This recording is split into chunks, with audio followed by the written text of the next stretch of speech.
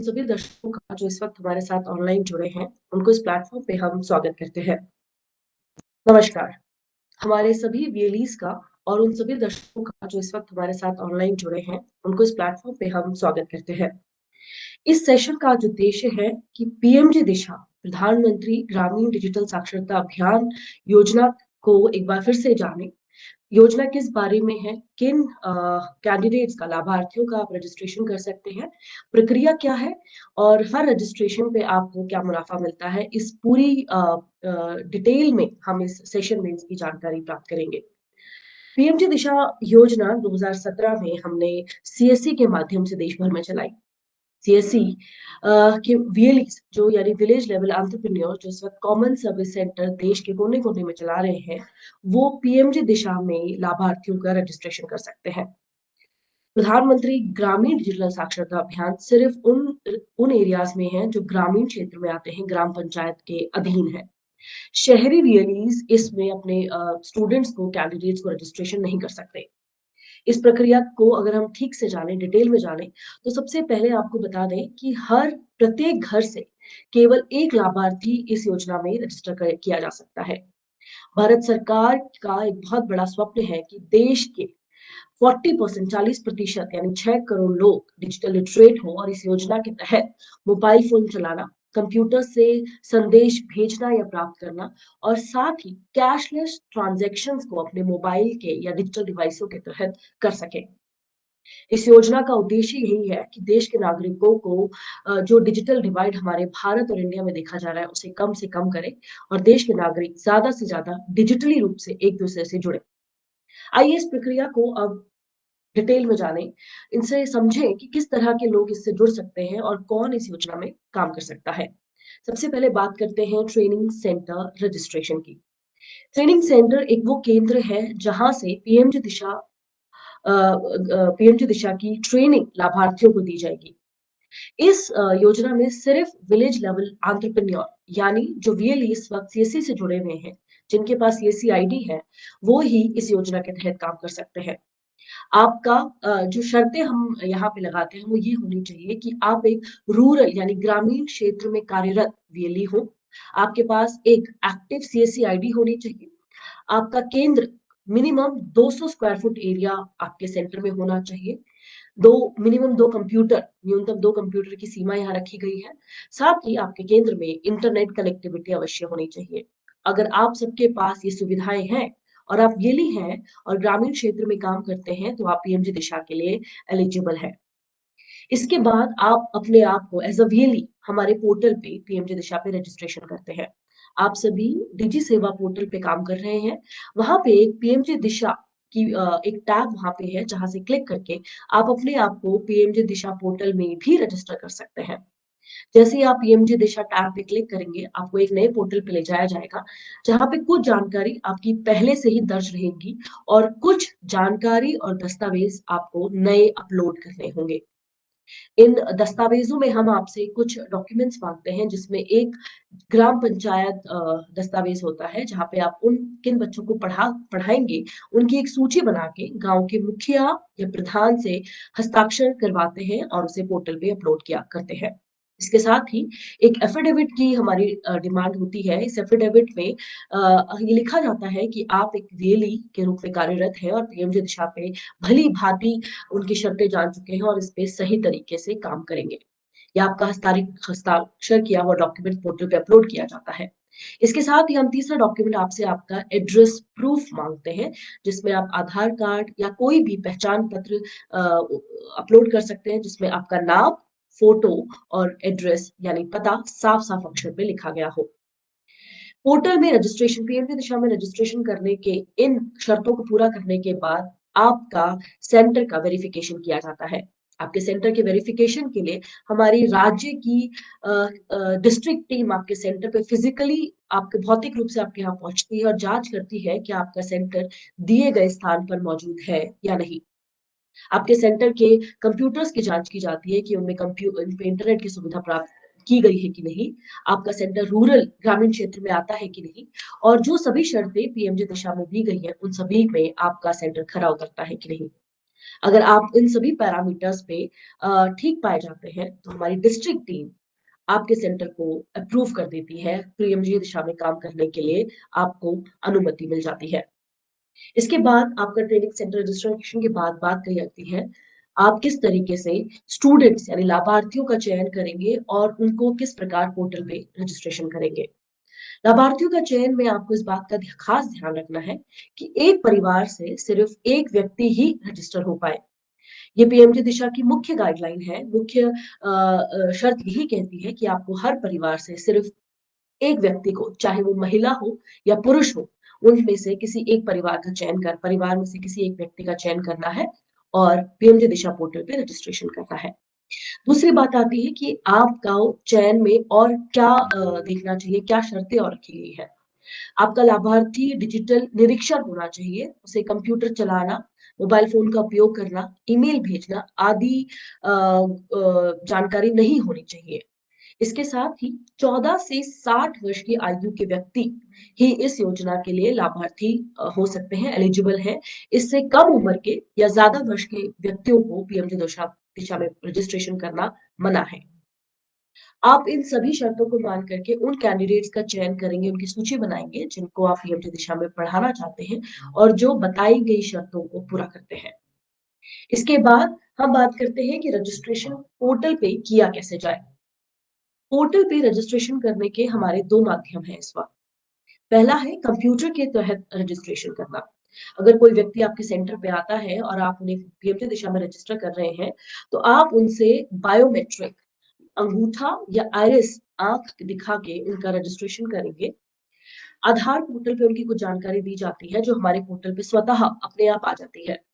इसके बाद कुछ जानकारी आपसे कैंडिडेट की रजिस्टर लाभार्थी की और मांगी जाएगी, उसे आपको सही अक्षरों में दर्ज करनी है। आपको ये ध्यान रखना है कि कोई स्पेलिंग मिस्टेक, कोई अक्षर की गलती, कोई मात्रा की गलती इस वक्त ना हो, क्योंकि ये बहुत अनिवार्य है कि जिस नाम और पते पे आप इस वक्त कैंडिडेट का रजिस्ट्रेशन करोगे, उसका सर्टिफिकेट भी उसी दी गई जानकारी पे ही बनेगा।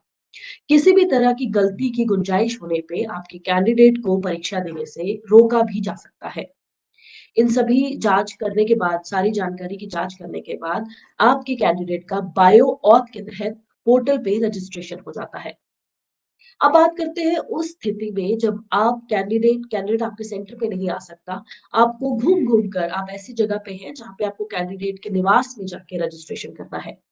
ऐसी स्थिति में आप मोबाइल फोन का इस्तेमाल भी कर सकते हैं कैंडिडेट को रजिस्ट्रेशन करने के लिए। हमारे www.pmjdisha.in पर एक एप्लीकेशन दी गई है जिसे आप अपने स्मार्टफोन पे डाउनलोड कर सकते हैं। इसको डाउनलोड करने के बाद आप मोबाइल के तहत बच्चों का रजिस्ट्रेशन कर सकते हैं। एक खास बात आपको यहाँ ध्यान रखनी होगी, क्योंकि आप मोबाइल के तहत रजिस्ट्रेशन कर रहे हैं, आप बायो ऑथ नहीं कर सकते, इसलिए आप ओटीपी के जरिए हर बच्चे का रजिस्ट्रेशन कर सकते हैं। यहाँ पे आपको ध्यान रखना है कि हर प्रत्येक मोबाइल नंबर विभिन्न हो, क्योंकि हर एक मोबाइल नंबर पे ओटीपी जाएगा और उससे ऑथेंटिकेट होगा कि जिस बच्चे का आप रजिस्ट्रेशन कर रहे हैं वो खुद आपके सामने मौजूद है या नहीं। मोबाइल फोन या कंप्यूटर के बाद रजिस्ट्रेशन कर दिया जाता है। इसके बाद बात आती है कि किस तरह की डिटेल्स कैंडिडेट की मांगी जाती है। आधार कार्ड पर जो नाम और डेट ऑफ बर्थ, जो जन्म तिथि लिखी होती है, उसी को आपको अपने पोर्टल पे जहां जानकारी मांगी गई है वहां डालना है। ध्यान रखें कि आप माता पिता का नाम बिल्कुल साफ अक्षरों में बिना किसी गलती के दर्ज कराएं। रजिस्ट्रेशन प्रोसेस खत्म होने के बाद अब कैंडिडेट की ट्रेनिंग की बारी आती है। आप कैंडिडेट को क्या पढ़ा रहे हैं, लाभार्थी क्या पढ़ रहा है, कैसे पढ़ेगा, किस तरीके से किन किन विषयों पे उससे बात की जाएगी, इस पे अब चर्चा करते हैं। 20 घंटों की एक पीएमजी दिशा का हमने मॉड्यूल तैयार किया गया है। ये माना जा रहा है कि 10 दिन से कम 10 दिन से और अधिकतम 30 दिन के भीतर आपको लाभार्थी की ट्रेनिंग खत्म करनी है। कैंडिडेट के पास, लाभार्थी के पास 20 घंटे हैं। वो आपके सेंटर पर आकर एक कंप्यूटर के दौरान आप उसे ग्रुप में, चाहे समूह में स्टडी करवा सकते हैं या उसे इंडिविजुअली कंप्यूटर में बिठा के हमने जो मॉड्यूल्स तैयार किए गए हैं उन्हें दिखा सकते हैं। ये मॉड्यूल्स 22 भारतीय भाषाओं में तैयार है।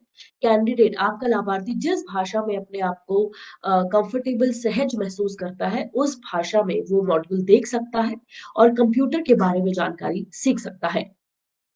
आपको बता दें कि यहाँ पे आपको किन किन मॉड्यूल्स के बारे में पढ़ाया जाएगा उनकी एक झलक आपको बताना चाहेंगे। पहले मॉड्यूल्स के बारे में पहला जो मॉड्यूल है वो बात करता है डिजिटल डिवाइसेस में कौन कौन से डिजिटल डिवाइस है वो किस तरीके से कार्य करते हैं उसकी जानकारी लाभार्थी को दी जाएगी। उसके बाद इंटरनेट क्या है, कैसे काम करता है, इंटरनेट से एक डिवाइस से दूसरे डिवाइस से कम्युनिकेशन संपर्क कैसे साधा जा सकता है, इस बारे में बात की जाती है। साथ ही इंटरनेट के काम क्या है, डिजिटल फाइनेंशियल टूल्स यानी आप किस तरीके से कैशलेस ट्रांजैक्शन एक मोबाइल फोन से दूसरे मोबाइल फोन में पैसे भेज सकते हैं, ये सभी जानकारी जो आज के समय में बहुत बहुत अनिवार्य है वो सभी पांच मॉड्यूल्स में लाभार्थी को सिखाई समझाई जाती है। वैसे ये मॉड्यूल्स हमारे पीएमजे दिशा पोर्टल में भी अवेलेबल है। इसके साथ साथ यूट्यूब पे भी 22 भाषाओं में इन मॉड्यूल्स को हमने डाला गया है। आप वहां से भी कैंडिडेट्स को लाभार्थियों को पढ़ा सकते हैं। इसके बाद बात की जाती है कि अगर लाभार्थी का रजिस्ट्रेशन हो गया है, उसकी प्रशिक्षण हो गया है, उसकी ट्रेनिंग हो गई है, अब बात की जाती है उसकी परीक्षा की। परीक्षा से पहले हम आपको बता दें कि हर केंद्र में जिस तरीके से एक वीएलई अपने बच्चों को पढ़ा रहा है, उसी तरीके से परीक्षा के दौरान हम एक इन्विजिलेटर की डिमांड करते हैं। इन्विजिलेटर वो व्यक्ति है जो परीक्षा के दौरान उस समय उस दिन सेंटर पे मौजूद रहेगा और ये सुनिश्चित करेगा कि उसकी मौजूदगी में एग्जाम हो रहा है बिना किसी चीटिंग के, बिना किसी गलत काम के। वो वहां पे इन्विजिलेटर फिजिकली मौजूद है सेंटर पे और वो इस बात का ध्यान रख रहा है कि परीक्षा ठीक से हो रही है। इसके लिए आपको एक इन्विजिलेटर का रजिस्ट्रेशन भी अपने पोर्टल पे करना होगा। इन्विजिलेटर को कोई भी पढ़ा लिखा डिजिटल साक्षर व्यक्ति हो सकता है जो सरकारी नौकरी पर हो, पोस्ट ऑफिस में काम करता हो, आपके ग्राम प्रधान ग्राम पंचायत का हिस्सा हो या सरकारी नौकरी पे लगा हुआ हो। आप इनमें से किसी भी व्यक्ति या महिला को इन्विजिलेटर बना सकते हैं। इन्विजिलेटर बनने के बाद उनका आधार लिया जाता है। एक इन्विजिलेटर एक समय पे केवल एक सेंटर से एक केंद्र से जुड़ा हो सकता है। एक इन्विजिलेटर का आधार 2 सेंटर पे नहीं दिया जा सकता। जब वो एक सेंटर से उसकी डिटेल्स की इसकी जानकारी को हटाया नहीं जा सकता, तब तक वो किसी दूसरे केंद्र में इन्विजिलेटर के रूप में कार्य नहीं कर सकता। तो आपको ऐसे व्यक्ति को ढूंढना है जो आपके साथ परीक्षा के दौरान अवेलेबल भी रहे, उपलब्ध भी रहे, साथ ही वो किसी दूसरे पीएमजी दिशा केंद्र से जुड़ा ना हो। इन सभी बातों को आपको खास ध्यान रखना है ताकि आपकी पीएमजे दिशा की परीक्षा आसान और कम से कम समय में पूरी हो सके। अब बात करते हैं कैंडिडेट की वेरिफिकेशन की।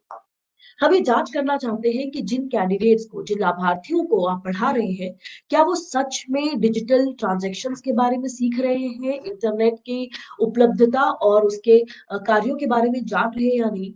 एक छोटा सा टेस्ट हमने यहाँ पे आपके लिए यानी सेंटर ऑपरेटर्स के लिए भी लगाया हुआ है। वेरिफिकेशन ऑफ ईमेल, हम ये जांच करना चाहते हैं कि जो मेल आईडी आपने हमें दी गई है वो कैंडिडेट इस्तेमाल करता है कि नहीं। इसके लिए गो अहेड @pmgdisha.mail.in पर लाभार्थी की मेल आईडी से एक मेल हमें भेजनी होती है। ये मेल हमारे पास मिल जाए इसके बाद ही आपका लाभार्थी परीक्षा के लिए मान्य माना जाता है। दूसरा प्रोसेस हम यहाँ पे आपके लिए रखते हैं वर्चुअल पेमेंट का। एक डमी ट्रांजैक्शन प्रोसेस हमने बनाया है जिसमें कैंडिडेट लाभार्थी 3 बार 1-1 रुपए की ट्रांजैक्शन करता है वर्चुअल रूप से। हम उन्हें जानना चाहते हैं क्या उसे यूपीआई और कैशलेस ट्रांजैक्शन जैसे प्लेटफॉर्म्स के बारे में पता है, क्या वो सहजता से बिना किसी की मदद के कैशलेस ट्रांजैक्शन कर सकता है या नहीं। इन दोनों प्रक्रियाओं के पूरा होने के बाद ही एक कैंडिडेट को परीक्षा के लिए मान्य माना जाता है। अगर आपका लाभार्थी इन दोनों परीक्षाओं में, इन दोनों स्टेप्स में फेल हो जाता है तो परीक्षा के लिए आगे नहीं बढ़ सकेगा। इसके बाद बात करते हैं कैंडिडेट वेरिफिकेशन के बाद बात करते हैं कैंडिडेट एग्जाम की कि किस तरीके से परीक्षा होती है, क्या-क्या ध्यान आपको एक पीएमजी दिशा परीक्षा में ध्यान में लगाना है और ये ध्यान रखना है कि आपका कैंडिडेट, आपका लाभार्थी आराम से परीक्षा दे सके। परीक्षा के दिन, जिस दिन आपने परीक्षा रखी गई है, उस दिन ध्यान रखें कि आपके सेंटर पे निरंतर बिजली और इंटरनेट की सुविधा उपलब्ध हो। वैसे तो ये हमारे हाथ में नहीं होता, लेकिन आपको फिर भी सुनिश्चित करना है कि बार-बार जिस दिन इलेक्ट्रिसिटी जा रही है, बिजली जा रही है, आप उस दिन पीएमजी दिशा का एग्ज़ाम ना रखें। इंटरनेट भी सुचारू रूप से उपलब्ध हो, उसी दिन आप पीएमजी दिशा का एग्ज़ाम रख सकते हैं। सबसे पहले कैंडिडेट को आप पोर्टल पे जाके सबसे पहले बायो ऑथ करते हैं। इसका मतलब है कि कैंडिडेट अपने आप को ऑथराइज्ड कर रहा है कि जिसकी जानकारी आधार में या पोर्टल पे दी गई है, वही इस वक़्त एग्ज़ाम देने आया है। इसके बाद आपके सेंटर का इन्विजिलेटर अपने आप को बायो ऑथ करके यह सबूत साबित करता है कि परीक्षा के हॉल में वो भी मौजूद है और वो सुनिश्चित करेगा कि एग्ज़ाम बिना किसी चीटिंग के या गलत काम के ठीक से हो सके। इन दोनों बायो ऑथ के सक्सेसफुल होने के बाद कैंडिडेट की आईडी यानी पहचान पत्र मांगा जाता है एग्जाम एजेंसी से। एक पोर्ट आपको अपने वेब कैमरा में कैंडिडेट की फोटो खिंचवानी होती है और साथ ही जो आधार या पहचान पत्र जिसमें कैंडिडेट की फोटो लगी हो, वो कैंडिडेट आप कैमरा में देख के फोटो क्लिक करवाते हैं। अगर कैंडिडेट की तस्वीर इस वक्त मौजूद लाभार्थी के साथ मैच हो जाती है, नाम और डेट ऑफ बर्थ, माता-पिता का नाम जो जिस वक़्त जानकारी रजिस्ट्रेशन के वक़्त दी गई है, अगर वही जानकारी इस वक़्त परीक्षा के दौरान जमा कराए गए और आईडी प्रूफ मौजूद होती है, तो कैंडिडेट को परीक्षा के लिए आगे बढ़ा दिया जाता है। यहाँ पे बात आपको खास ध्यान रखनी है कि अगर कैंडिडेट की फ़ोटोग्राफ उसकी फ़ोटोग्राफ पहचान पत्र से नहीं मिलती, तो कैंडिडेट को यहीं रोक दिया जाएगा और आपको यहाँ पे 3 अवसर मिलेंगे अपनी सही जानकारी के साथ मौजूद दोबारा परीक्षा में आने के लिए। अगर इन तीनों अवसरों में आप गलत जानकारी फिर से देते हैं, तब आपकी परीक्षा को समाप्त किया जा सकता है, कैंसल किया जा सकता है और आप भविष्य में फिर कभी पीएमटी दिशा में एग्ज़ाम नहीं दे पाएँगे। तो इस बात का खास ध्यान रखें कि वही जानकारी, वही पहचान पत्र दिखाएँ जिसमें आपकी तस्वीर हाल की हो और आपके माता-पिता का नाम और डेट ऑफ बर्थ बिल्कुल सही दर्ज हो, जो रजिस्ट्रेशन पोर्टल में रजिस्ट्रेशन करते वक़्त दिया गया था। ऑथराइज़र आपकी डिटेल्स को चेक करने के बाद आपको एग्ज़ाम के लिए आगे बिठाता है। परीक्षा में 25 सवाल आते हैं। इन 25 सवालों में से अगर आप 8 का ठीक जवाब देते हैं, तो परीक्षा में आप पास माने जाते हैं। 25 सवाल आपके एमसीक्यू बेस्ड होते हैं, यानी मल्टीपल चॉइस क्वेश्चन। 4 विकल्पों में से आपको एक सही विकल्प का चयन करना होता है और अंत में या परीक्षा के दौरान आपको एक पैराग्राफ दिया है, जिसे आपको सिस्टम पे टाइप करके दिखाना है कि आपको टाइपिंग आती है, आप कीबोर्ड के अक्षरों से उनको पहचानते हैं और उन्हें टाइप करना जानते हैं। इन सभी सवालों के जवाब देने पर और टाइप करने पर आप सबमिट बटन पे क्लिक करते हैं। एक बात का ख़ास ध्यान ध्यान रखें कि परीक्षा पूरे सवालों के जवाब देने से पहले अगर आप सबमिट बटन पे क्लिक करेंगे, तो आपकी परीक्षा वहीं खत्म हो जाएगी, वहीं अमान्य हो जाएगी। तो आप जब सभी 25 सवालों का जवाब दे सकें और टाइपिंग करने के बाद ही सबमिट बटन पे क्लिक करें। सबमिट बटन पे क्लिक करते ही आपको तुरंत एक प्रोविजनल सर्टिफिकेट प्राप्त होता है, जो कैंडिडेट के डैशबोर्ड पे हम देते हैं, जहाँ से आप एक प्रोविजनल अपना सर्टिफिकेट डाउनलोड कर सकते हैं। ओरिजिनल सर्टिफिकेट परीक्षा के मिनिमम कम से कम 40 से 45 दिनों के भीतर आपके डैशबोर्ड में पहुँचा दिया जाता है। इसके साथ ही ये सर्टिफिकेट आपके डिजी लॉकर पे भी उपलब्ध है। तो जिन कैंडिडेट्स को अभी तक अपना सर्टिफिकेट नहीं मिला, जो अभी अपना पीएमजी दिशा का प्रमाण पत्र लेना चाहते हैं, वो अपने डिजी लॉकर में चेक करें, आपका सर्टिफिकेट वहाँ पे पहुँचा दिया गया है।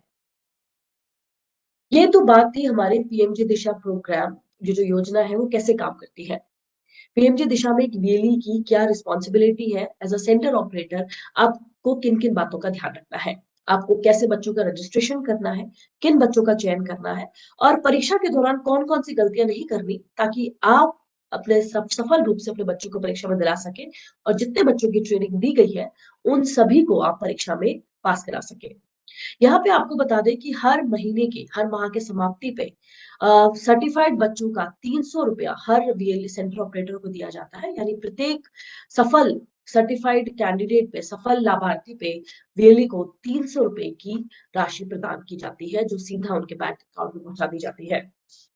अब बात करते हैं जिस मेन उद्देश्य से हमने जो सेशन रखा है कि परीक्षा के दौरान क्या करें और किन बातों का खास ध्यान रखें कि जो आपके सेंटर पे ना हो, जिससे आपका कैंडिडेट ब्लॉक होने से बच सके और आप भी सही और सफल परीक्षा करा सकें। तो सबसे पहले ध्यान रहे कि आपको सही वेबसाइट यानी www.pmgdisha.in को ही विजिट करना है। इसके अलावा पीएमजी दिशा की कोई ऑफिशियल वेबसाइट नहीं है। www.pmgdisha.in ही एकमात्र हमारी ऑफिशियल वेबसाइट है जहां पे आपको वीएलई का डैशबोर्ड, कैंडिडेट का डैशबोर्ड मिलता है। जो कैंडिडेट सेंटर का इन्विजिलेटर है वो एग्जाम आपके द्वारा चयन किया हुआ व्यक्ति है। तो इस समय आपको ये ध्यान रखना है कि वो व्यक्ति ऐसा हो जो परीक्षा के दौरान उपलब्ध रहे। ऐसा ना हो कि आपके यहाँ परीक्षा हो और वो आपको ना मिल पाए, क्योंकि बिना उनके बायोट के, बिना उनकी मौजूदगी के आप एग्जाम नहीं करवा सकते। और इस बात का भी खास ध्यान रखें कि अगर आपका इन्विजिलेटर कोई भी गलत काम करते हुए पकड़ा गया है, तो इसके लिए ट्रेनिंग सेंटर ही जिम्मेदार होगा। आपको ये जिम्मेदारी उठानी होगी कि आपके द्वारा चयनित इन्विजिलेटर ने गलत काम किया है। एक और चीज का यहाँ पे बात ध्यान रखने लायक है कि एग्जाम समय कि कौन-कौन से दस्तावेज यहाँ पे कैंडिडेट परीक्षा के समय दिखा के एग्जाम परीक्षा दे सकता है। उसमें जो लिस्ट हमने सूची बनाई है दस्तावेजों की, उनमें Aadhaar card, voter card, PAN card और बैंक की पासबुक जिसमें कैंडिडेट की तस्वीर लगी हो। आपको ध्यान रखना है कि यही वो डॉक्यूमेंट्स हैं जिनको दिखा के आप पीएमजी दिशा परीक्षा में अपने आप को उसमें दर्ज हो सकते हो, पीएमजी दिशा एग्जाम करवा सकते हो अपना। साथ ही इस बात का ध्यान रखना है कि कुछ बच्चों के जब आधार कार्ड बनाए गए थे तब उनकी शक्ल और सूरत काफी विभिन्न थी अभी की शक्ल सूरत से। आपको ये ध्यान रखें कि वो तस्वीर उनके या तो अपडेट करवा दी जाए या उनका आधार ठीक से अपडेट हो, उनकी जानकारी अपडेटेड हो, तभी उनका पीएमजी दिशा पोर्टल में रजिस्ट्रेशन करवाएँ और तभी उनका एग्ज़ाम करवाएँ। हमारे पास एक बहुत बड़ी टीम ऑथराइजर्स और प्रॉक्टर की है, जो नियमित रूप से हर परीक्षा शुरू होने से पहले जांच करती है कि सेम कैंडिडेट, सेम लाभार्थी एग्जाम देने के लिए आया है जिसका रजिस्ट्रेशन हुआ है। तो आप ये ध्यान रखें कि जो भी निर्देश आपको परीक्षा की शुरुआत में दिए जा रहे हैं कि आप कैंडिडेट की फोटो आपकी ठीक नहीं आ रही है, सुनिश्चित करें कि एग्जाम सेंटर में लाइट ठीक से हो ताकि आप कैंडिडेट का चेहरा कैमरे पे ठीक से आ सके। फोटोग्राफ ठीक से खींची जा रही हो, अच्छे रेज़ोल्यूशन का आपको वेबकैम का इस्तेमाल करना है ताकि कैंडिडेट की प्रतिक्रियाएँ हमें कैमरे में जो नज़र आती रहे ताकि ठीक से काम होता रहे। उसके बाद एग्ज़ाम के दौरान, एग्ज़ाम वाले दिन कैंडिडेट का अपने पास आईडी प्रूफ रखना बहुत अनिवार्य है। तो लिस्ट जो सूची हमने कैंडिडेट की आपको बताई है जिनमें बैंक पासबुक, पैन कार्ड, आधार कार्ड आदि दिए गए हैं, उन सभी की आपको सुनिश्चित करें कि आप पहले से अपने लाभार्थियों को बताएँ कि परीक्षा के दौरान इनमें से कोई भी एक दस्तावेज़ आपके पास होना चाहिए। आपके कंप्यूटर में जो आप एग्ज़ाम सिस्टम जिन कंप्यूटर्स या लैपटॉप का आप इस्तेमाल कर रहे हैं एग्ज़ाम के दौरान, उनमें वेब कैमरा, बायोमेट्रिक डिवाइस और अपडेटेड जावा, ये बेसिक सॉफ्टवेयर्स हैं जो आपके हर एक प्रत्येक कंप्यूटर में इंस्टॉल होने चाहिए। ये भी ध्यान रखें कि जैसे हमने बताया कि बिजली अगर चली गई है तो उस दिन एग्जाम ना करवाएं या बिजली की कमी के कारण एग्जाम उस दिन एग्जाम ना कराएं। आपके सेंटर में बल्ब लाइट का सुनिश्चित आप ध्यान रखें कि आपके यहाँ रोशनी का काफी खास उजाला हो और कैंडिडेट की शक्ल आपको देख सके। कंप्यूटर स्क्रीन से कैंडिडेट की दूरी कम से कम 1.5 मीटर हो ताकि हम देख सके कि कैंडिडेट एग्जाम दे रहा है और वही कैंडिडेट एग्जाम परीक्षा में आया है कि नहीं। और कैंडिडेट जो भी अगर परीक्षा रोक दी गई है, कभी कभार हमारे प्रॉक्टर ये भी सुनिश्चित करना चाहते हैं कि कैंडिडेट ठीक से एग्जाम दे रहा है कि नहीं, उसे कोई परेशानी तो नहीं। तो अगर आपको जो निर्देश प्रॉक्टर दे रहा है कि दाएं देखिए, बाएं देखिए, कंप्यूटर स्क्रीन घुमाए, तो इन सभी निर्देशों का पालन करें। और परीक्षा में कभी भी, किसी भी परीक्षा के दौरान किसी भी अपशब्दों का इस्तेमाल ना करें। प्रॉक्टर ऑथराइजर्स के लिए वो आपकी मदद करने के लिए बैठे हैं और जो भी वो निर्देश दे रहे हैं उनको आप ठीक से पालन करें। एग्जाम के दौरान क्या नहीं करें, ये एक खास निर्देश हम अपने उन वीएलईज को देना चाहते हैं जिनके सेंटर्स इस वजह से बंद कर दिए जाते हैं क्योंकि उनके सेंटर पे चीटिंग, मैल प्रैक्टिस और फ्रॉड जैसी एक्टिविटी पाई जाती है। ये देखा जाता है कि कैंडिडेट को बिठा के कोई एग्जामिनेशन गलत तरीके से किया जाता है और इसमें सेंटर ऑपरेटर भी उतनी तरह लिप्त है जितनी तरीके से इन्विजिलेटर और बाकी लोग। तो आपको इस बात का खास ध्यान रखना है कि आपके सेंटर पे होने वाली कोई भी गलत काम के लिए सेंटर ऑफ व्हीलिंग जिम्मेदार माना जाएगा, आपके नाम पे कंप्लेन की जाएगी और हो भी सकता है कि आपके नाम पे आपकी सीएससी आईडी को बंद भी किया जाए। तो क्या कार्य ना करें जिस वजह से आपकी पीएमजी दिशा आईडी चलती रहे, समय समय पे आपको पीएमजी दिशा का पैसा भी आपके बैंक अकाउंट में मिलते रहे, इसके लिए क्या ना करें? सबसे पहले आपको ध्यान रखना है कि एग्जाम के दौरान वेब कैम के अलावा, वेब कैम, कीबोर्ड और डिवाइस, बायोमेट्रिक डिवाइस के अलावा कोई अन्य डिवाइस, कोई पेन ड्राइव आपके कंप्यूटर सिस्टम से लगी ना हो।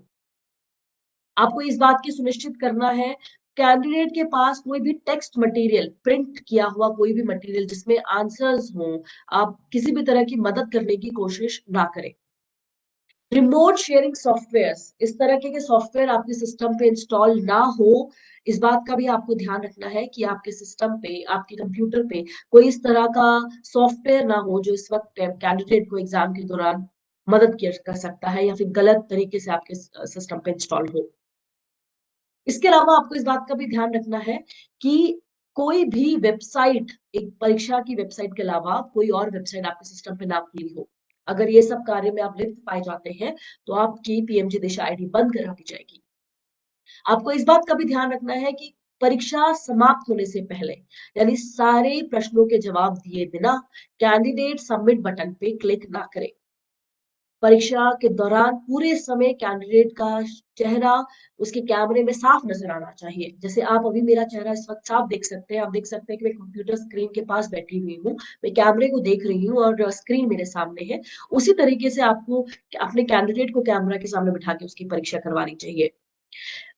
कैमरे की दिशा कैंडिडेट के चेहरे और उसके तरफ होनी चाहिए, ना कि इधर-उधर टेढ़ी-मेढ़ी आप कैमरा लगाएँ, ताकि इस बात का सुनिश्चित किया जा सके कि आपके सेंटर पे जो कैंडिडेट परीक्षा दे रहा है, वो ठीक तरीके से दे रहा हो। एक और चीज़ आपको यहाँ पे खास ध्यान रखनी चाहिए कि परीक्षा के दौरान कैंडिडेट अपनी सीट छोड़ के ना चले जाएँ। ऐसे कैंडिडेट्स को हम हमारा सिस्टम डिटेक्ट कर लेता है और उसे ऑटोमैटिकली फेल कर लेता है। तो अगर आपको इस बात का ध्यान रखें कि आप कैंडिडेट को ठीक से ट्रेन करें कि परीक्षा के दौरान अपनी सीट नहीं छोड़नी है, कंप्यूटर स्क्रीन से इधर-उधर नहीं देखना है।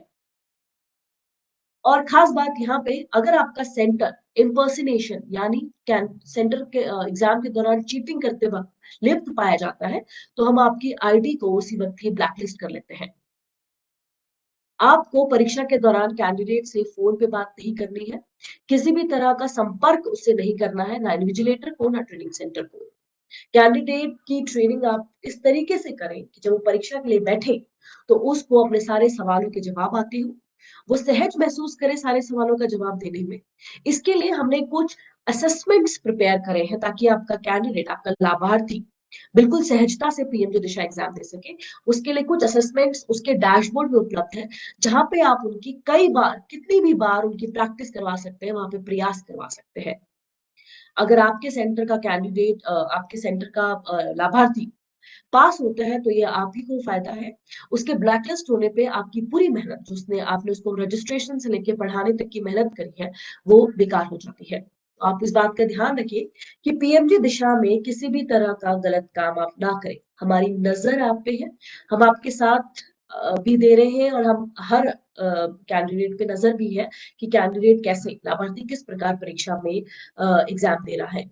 तो इस योजना में हमें आपकी मदद की ज़रूरत है, जो इतने सालों से आप हमें देते आए हैं और ये उम्मीद भी करते हैं कि जब तक ये योजना चल रही है, तब तक ये साथ आपका हमेशा हमारे साथ मिलता रहेगा, हमें चलता रहेगा।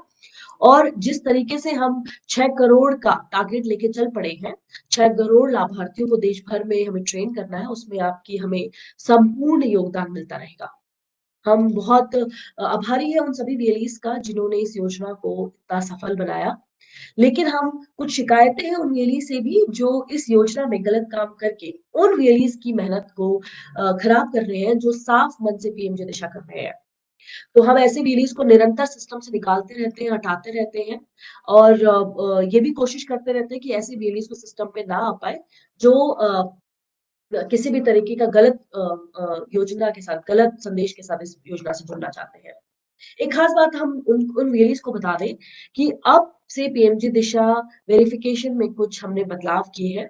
आपकी सीएससी आईडी 3 महीने तक एक्टिव होनी चाहिए, यानी 3 महीने पिछले 3 महीनों में उसमें किसी ना किसी तरह का ट्रांजैक्शन होना चाहिए।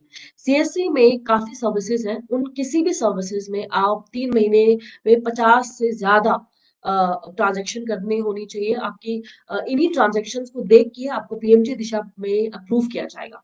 तो जो भी लोग पीएमजी दिशा में काम करना चाहते हैं लेकिन शिकायत करते हैं कि उनकी पीएमजी दिशा आईडी अप्रूव नहीं हो रही, तो आप एक खास बात ध्यान रखिए कि आपकी सीएससी आईडी ट्रांजैक्टेड होनी चाहिए, लगातार एक्टिव होनी चाहिए पोर्टल पे, और आप एक कार्यरत वीएलई हो। अगर आपकी सीएससी आईडी एक्टिव होगी तभी आपकी पीएमजी दिशा आईडी को एक्टिवेट यानी मान्य करार दिया जाएगा। इस यकीन के साथ कि आज का सेशन आपके लिए लाभदायक रहा हो। जो सवाल आपके मन में, जो नए वीएलईज़ हमारे 2017 में हमारी योजना में इस दौरान जुड़े हैं, आपके जो सवाल रहे होंगे, वो कहीं न कहीं आपको जवाब दे दिया जाएगा। We'll try to have this session in different languages. I will request our state team to have this in different languages so that our VLEs who don't understand Hindi can also ensure that we are having a smooth project. They are running a smooth PMJ Disha project at their center, and no kind of malpractice or unfair examination or unfair means are being used at their centers. तो इस उम्मीद के साथ कि हम PMG दिशा को एक सफल योजना, एक सफल प्रोजेक्ट बनाएंगे, आप सबसे यही इजाजत लेते हैं। नमस्कार।